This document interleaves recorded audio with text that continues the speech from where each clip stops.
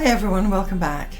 In this video we're going to talk about your astrology business and specifically your astrological products and services and what the difference is between the two.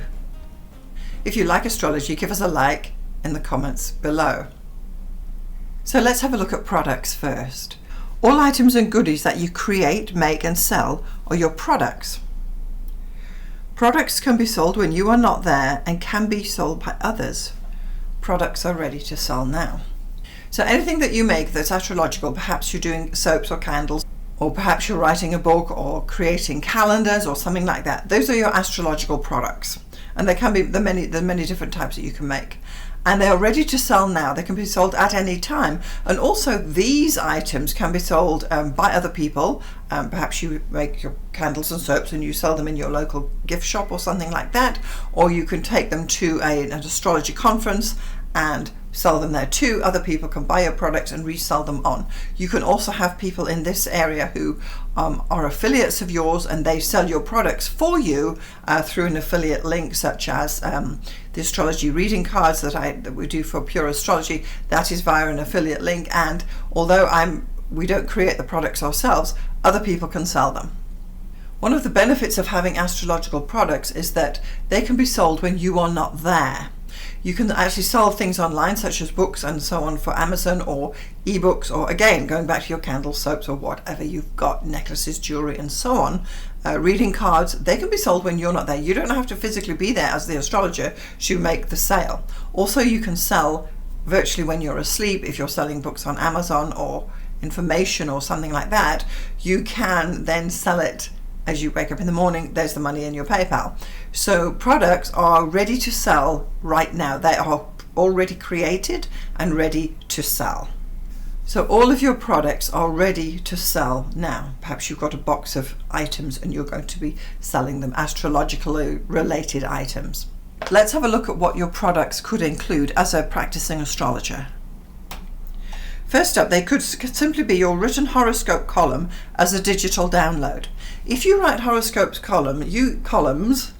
if you write horoscope columns in Word documents, you can actually sell those as digital downloads to magazines or whoever wants to post them on their website. And they can, once you've written it once, you can sell it many times. So if you, for instance, do the horoscopes for 2020 and you write them out, you are then able to resell that on and it's ready to go. So that's a PDF download. It's digital products basically, but it can be resold many times. So you can write your horoscopes once for 2020 and sell it to this magazine and that website and or whatever, or quote it to podcasts or something like that. So the idea is that if this is come out at a nominal fee because you've written the horoscopes anyway, and if you resell, and that's a good thing to do. So those are digital products.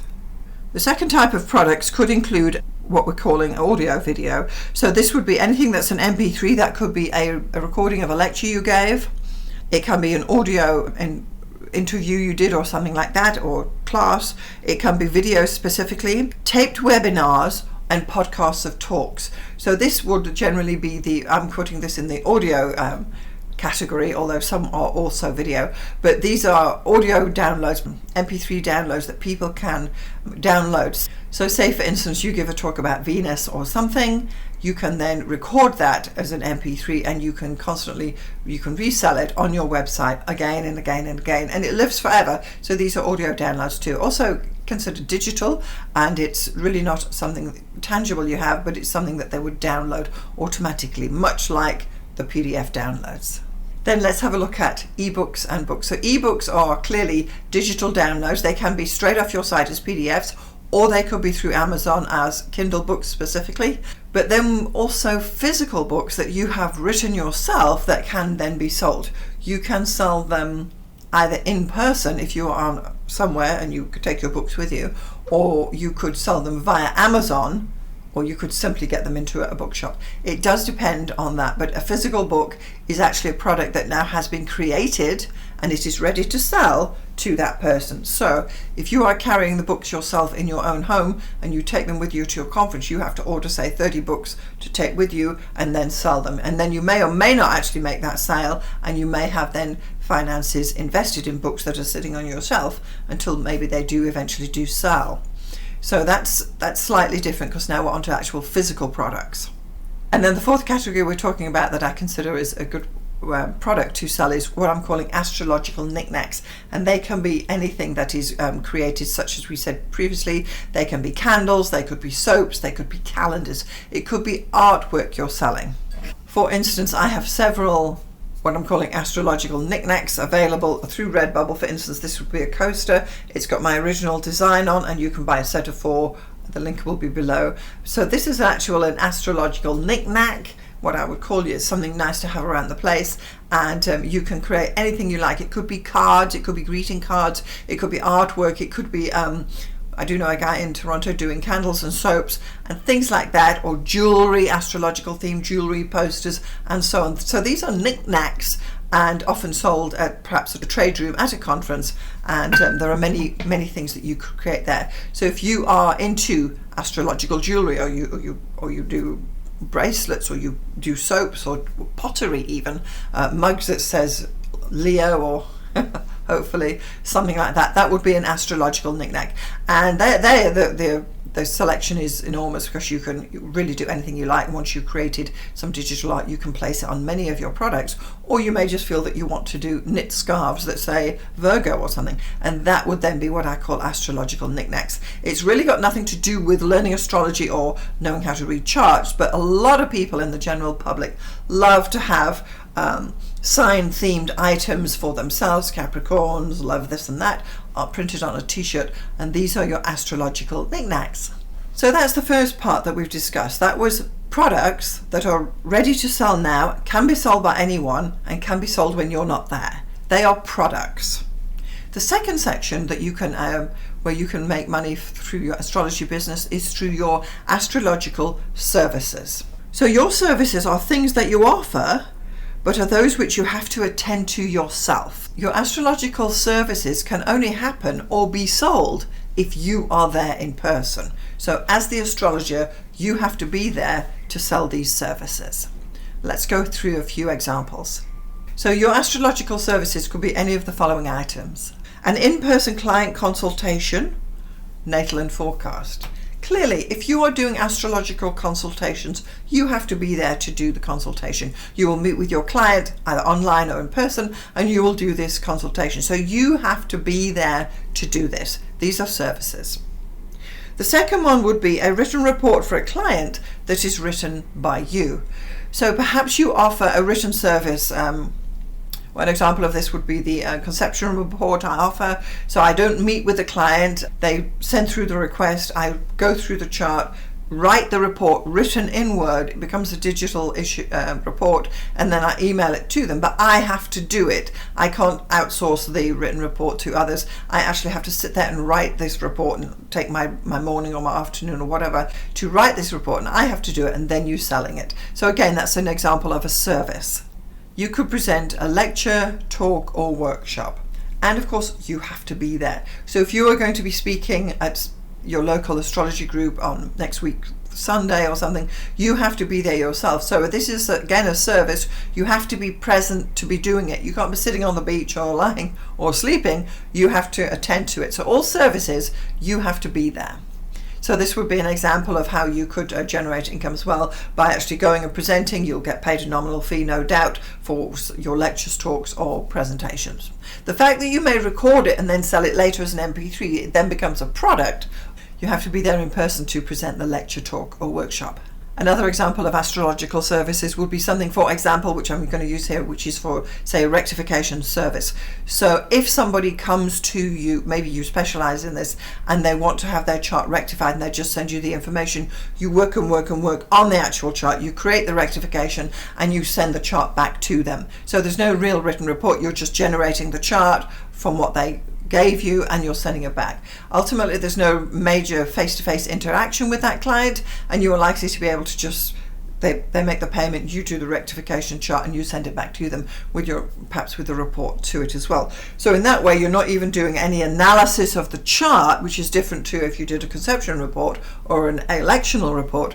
With a rectification, you're just saying, this is how I've rectified your chart. You continue on and do the interpretation. So typically that type of service is something that you would use with other astrologers who would come to you and say, can you do this, can you do that, and you present the rectified chart to them.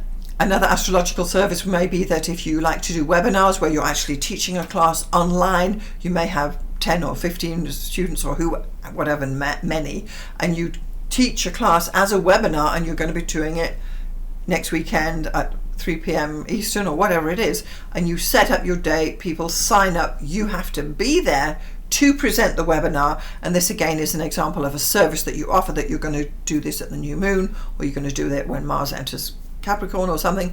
And so webinars have to happen again with you being there. You have to be there to present the webinar. The next step to that would be then when you record it and resell it on, it then becomes a product.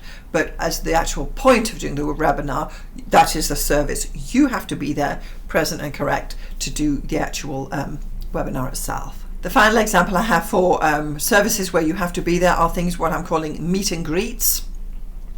As an astrologer, you have to work your community. You need to attend your local astrology group. You need to go to these events. You need to go to UAC or the big conferences and meet and greet people. And of course, you have to be there. It's not necessarily that you're going to be selling something, but business will eventually come as you build your reputation by attending these events and presenting yourself through your brand, through your image, and specializing in what you do and sharing the knowledge with people.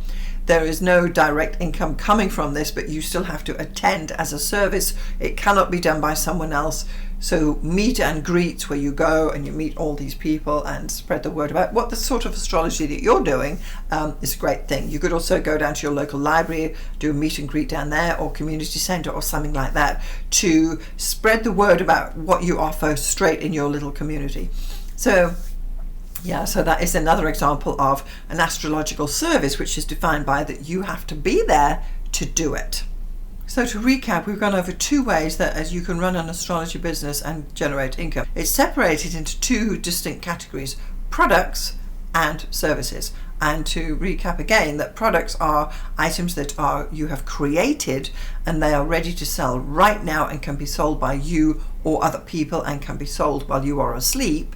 And then there are services, which are astrological services, where you have to be there, you have to attend, you have to do the interpretation or the consultation, and that is entirely different. You have to be there, so you cannot be anywhere else.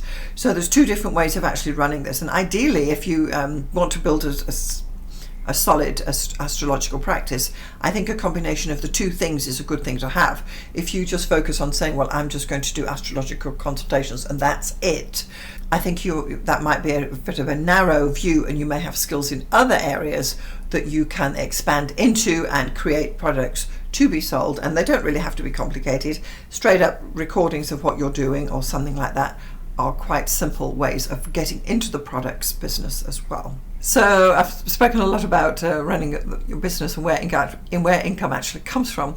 And there are a few questions that you need to ask yourself and to work out where you are and what you're doing with your astrology business. So the first is, what you have to do is list all the products you presently have.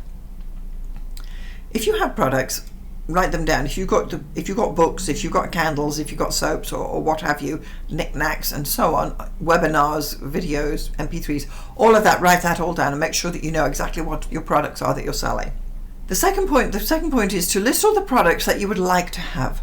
Are you aspiring towards having some astrological art? Are you creating calendars? Is this what we're moving forward to get some focus in where you're going with your astrological products? In the second part, you need to list the astrological services you presently have. So most people start with saying, I do chart consultations, because that's really where you begin. You start saying, oh, I can do your chart. But from that, you then need to be specific about what type of chart consultations you do. Do you work with couples charts? Do you only do natal work, or can you forecast as well? Are you doing financial astrology? Are you giving people advice on the stock exchange? Do you work in groups or something like that? So specifically the type of astrological consultations and services that you offer need to be specified. Perhaps you're doing, as I do, conception consultations or electional consultations or whatever you think. Maybe you do the rectification route, which I don't do. I have spoken about that before, but maybe that is your speciality, and you then focus in on one specific area of the type of astrological services you offer, which is broader than I read charts. And then the fourth thing I would like you to look at is to list all the astrological services that you would like to have. If you read charts and you're happy doing that, that's fine. But if you feel that you would like to branch out and do perhaps, for instance, financial astrology, political astrology, and give advice to maybe even businesses and companies, financially, stock exchange people, and that's what you would like to offer as a service, that you could do a financial interpretation for the year or something, or where to invest your money, you want to go do that route.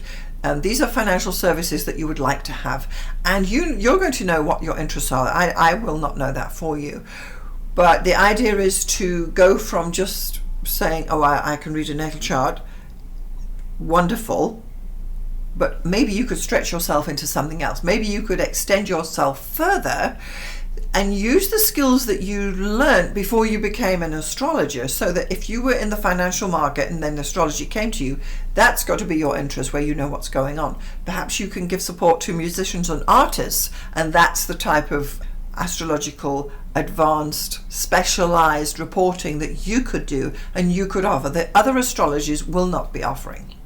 Maybe you want to do business startup elections, for instance, and they come to you and say, well, when am I going to launch my business? What are my good dates?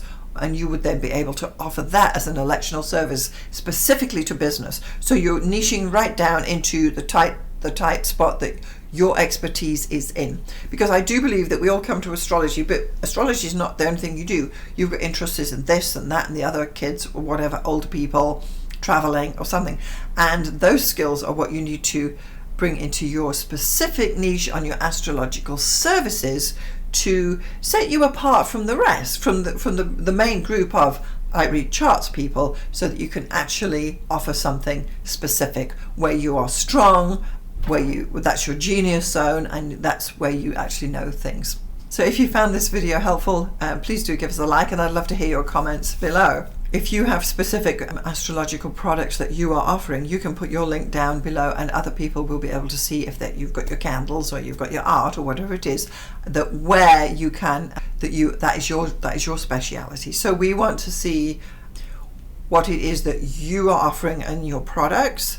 I'd love to see what you're doing there. And also on the services side, that if you are a specialist astrologer or you are aspiring to be one, that you want to specialize in wedding elections and you're the go-to person, I'd love to hear about the work you're doing as well. Not all astrologers do everything. Everyone starts off reading charts, but I do believe you can expand your business by going into specific niches where you're strong. And this is the important thing, I think, that we're talking about here today. Thank you so much for watching. I'm Alison Price. I'll see you in the next video.